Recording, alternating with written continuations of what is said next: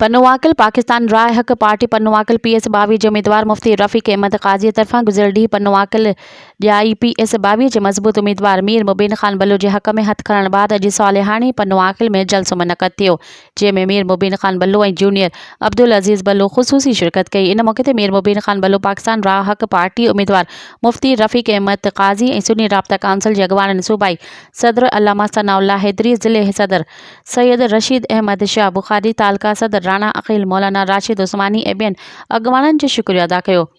ॿिए तरफ़ पन्नुवाकल नाले वारे स्कॉलर मौलाना बशीर अहमद काज़ी वालिद मुफ्ती रफ़ीक अहमद काज़ी पारां मुख़्तसर इस्लाही बयान पिणु कयो वियो। प्रोग्राम जे UI अॻवाननि मौलाना अज़हर अल हुसैनी, हाफ़िज़ गुल हसन लगारी ऐं ॿियनि शिरकत कई। मज़ीद ख़बरनि ऐं तफ़सीलात लाइ विज़िट कयो असांजी वेबसाइट www.awamiNewsHD.com ऐं ॾिसंदा रहो अवामी न्यूज़ HD।